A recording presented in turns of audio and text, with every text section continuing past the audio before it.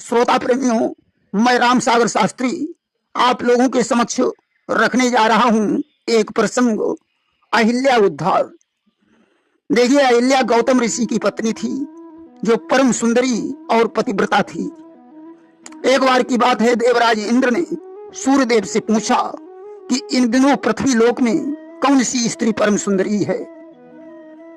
कि सुरपति ने कहा, दिवाकर से यह बात तुम्हारी जानी है, इतना तो बताओ तुम मुझको किसकी सुंदर पटरानी है। सूर्यदेव ने कहा, देवराज मेरी तो ड्यूटी दिन की है, हमारी धूप से तो सुकुमार स्त्रियां बाहर नहीं निकलती हैं, इस बात को तो सिर्फ चंद्रदेव ही बता सकते हैं, क्योंकि उनकी ड्यूटी रात में पड़ती है और उनकी शीतल चांदनी में सुकुमार स्त्रियां बाहर निकलती हैं। आज इंद्र चंद्रदेव के पास पहुंचे और बोले कि तब कहा चंद्र से सुरपति ने, है बात न मित्र छुपाने की, बतलाओ सूरत में सुंदर नारी है कौन जमाने की। हे चंद्रदेव, आप मुझे बताइए कि इन दिनों पृथ्वी लोक में कौन सी नारी सबसे सुंदर है। चंद्रदेव ने हंसकर कहा, सुरपाल इन दिनों गौतम की नारी अहिल्या के समान पृथ्वी पर कोई नारी नहीं है, परंतु इतना ध्यान रखना कि तब बोले शशि उस नारी का पति ईश्वर का परम पुजारी है, मैं पहले ही जतलाता हूँ वह भी पतिव्रता नारी है। अहिल्या के पति गौतम ईश्वर के परम भक्त और तपस्वी हैं। अहिल्या भी कोई साधारण स्त्री नहीं है, वह पतिव्रता स्त्री है। मुर्गे की पहली बाम सुनकर गौतम ऋषि गंगा स्नान के लिए चले जाते हैं। इंद्र ने कहा, तो चंद्रदेव ऐसा करो, तुम मुर्गा बनकर आधी रात को बाम लगाना, तब तक मैं अहिल्या को गौतम का रूप धारण करके छल लूंगा। अस्तु आज ऐसा ही हुआ।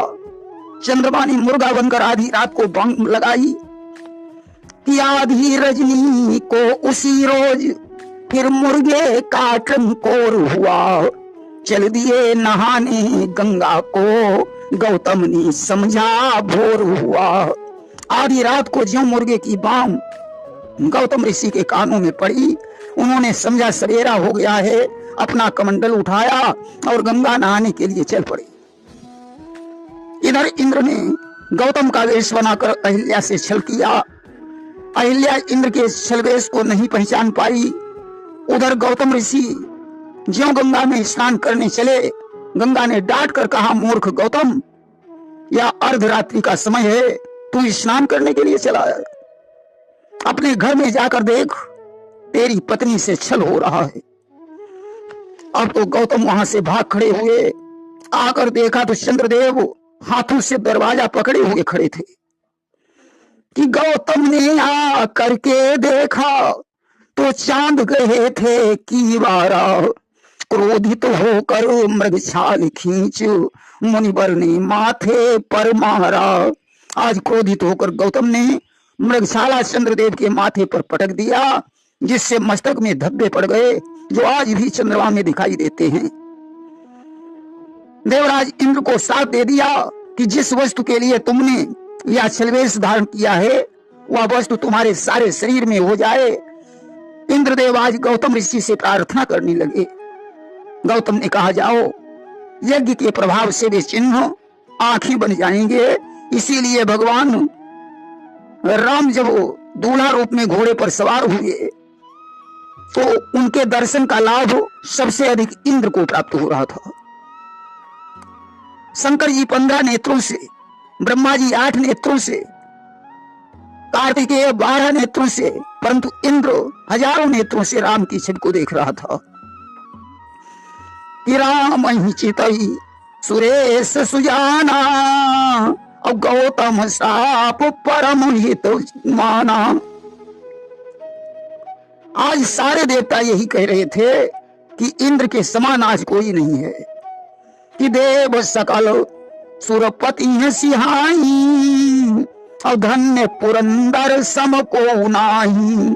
आज तो आज गौतम ने अहिल्या को श्राप दे दिया कि तेरा हृदय पत्थर के समान है, इसलिए मैं तुझे श्राप देता हूं, तू पत्थर हो जा। कि पाहन हृदय भयउती तोरा, और पाहन हो श्राप या मोरा। अब तेरा उद्धार भगवान राम के द्वारा होगा।